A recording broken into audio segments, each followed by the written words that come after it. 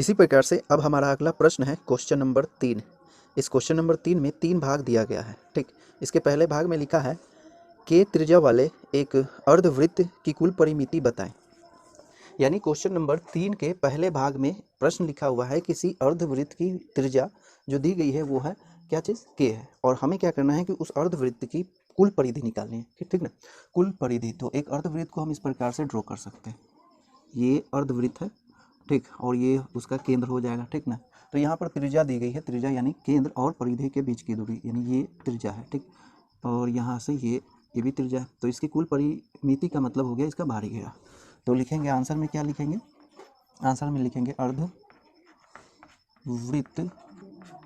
की कुल परिमिति। ठीक ना, परिमिति बराबर किसी भी अर्धवृत्त की कुल परिमिति जब त्रिज्या दी गई हो, यानी त्रिज्या r हो, तो हम लिख सकते हैं पाई r और प्लस 2r। ठीक ना, बाहरी r लिखेंगे यहाँ पर। ठीक, तो बाहरी घेरा यानी ये बाहरी घेरा और प्लस ये वाला। ठीक, तो ये हो गया कितना पाई r, और ये हो गया r प्लस r यानी 2r। तो कितना हो जाएगा, यहाँ पर पाई की जगह पर पाई और r की जगह पर यहाँ है k, तो रखेंगे k और 2 k। इस तरीके से k को कॉमन कर लिया जाए तो हो जाएगा पाई प्लस 2k।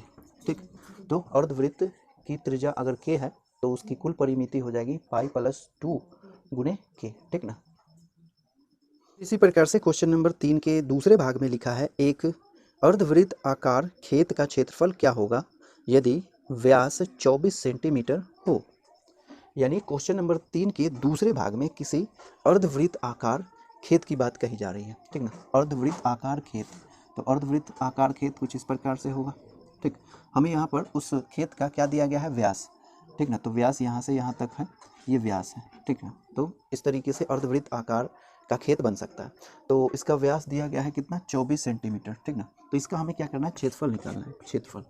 तो आंसर में लिखेंगे,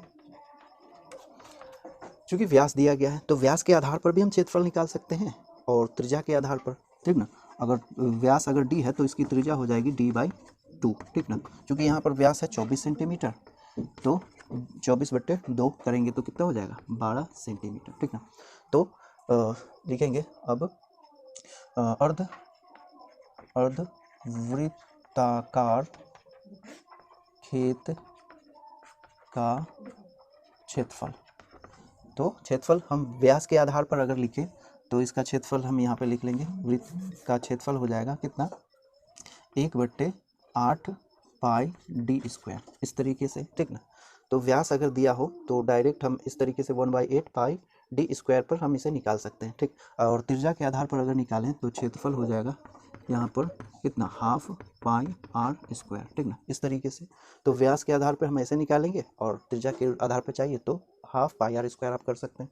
तो हम यहाँ पर व्यास के आधार पर निकालेंगे, तो कैसे निकाल, क्या होगा, बराबर में 1/8 फिर लिखेंगे पाई। ठीक ना, पाई का वैल्यू आप 22/7 रख सकते हैं या फिर ऐसे ही रहने दे सकते हैं। ठीक ना, और यहाँ पर व्यास क्या है, ये 24, तो 24 और गुने 24, अब सेंटीमीटर यूनिट है इसलिए क्षेत्रफल का यूनिट हो जाएगा ये। ठीक, अब ये 8 नीचे में है और 24 ऊपर में है, तो 8 के पहाड़ा में ये 24 आता है 3 मरतबे। तो क्या हो गया, ये 24 तिया कितना हो जाएगा, 4 तिया 12, 4 दूना 6, 7, 72 पाई सेंटीमीटर स्क्वायर। ठीक, तो अर्धवृत्त आकार खेत का क्षेत्रफल हो जाएगा 72 पाई सेंटीमीटर स्क्वायर। ठीक, तो व्यास के आधार पर आप इस फार्मूले को यूज़ करके क्षेत्रफल निकाल सकते हैं, और त्रिज्या का यूज़ करना है तो ये यूज़ कर सकते हैं। ठीक, तो अर्धवृत्त आकार खेत का क्षेत्रफल जब उसका व्यास अगर 24 सेंटीमीटर हो तो हो जाएगा 72 पाई सेंटीमीटर स्क्वायर। ठीक ना, फिर इसी प्रकार से क्वेश्चन नंबर 3 का तीसरा भाग है, यदि एक अर्धवृत्तीय कोण मापक का व्यास 14 सेंटीमीटर है तो इसका परिमाप ज्ञात कीजिए। यानी क्वेश्चन नंबर 3 के तीसरे भाग में कोण मापक जो होता है उस कोण मापक का हमें क्या चाहिए, परिमाप चाहिए। कोण मापक यानी किसी एंगल को जो नापते हैं, जिसको हम चांद भी कहते हैं। ठीक ना, उस प्रकार का एक कोण मापक है। ठीक, और उसका व्यास दिया गया है 14 सेंटीमीटर।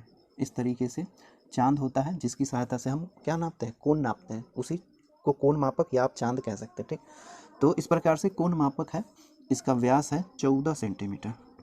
ठीक ना, तो हमें क्या करना है कि इस कोण मापक का परिमाप चाहिए। परिमाप का मतलब परिमिति या परिधि आप कह सकते हैं। तो बाहरी घेरा, तो इसे हम इस प्रकार से सॉल्व करेंगे, लिखेंगे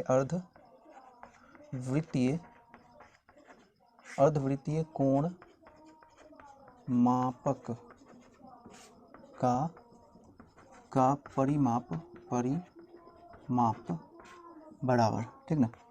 तो व्यास के आधार पर भी हम इसे निकाल सकते हैं और त्रिज्या के आधार पर, ठीक ना। तो त्रिज्या इसकी हो जाएगी क्या चीज़, d/2 यानी व्यास का आधा, ठीक।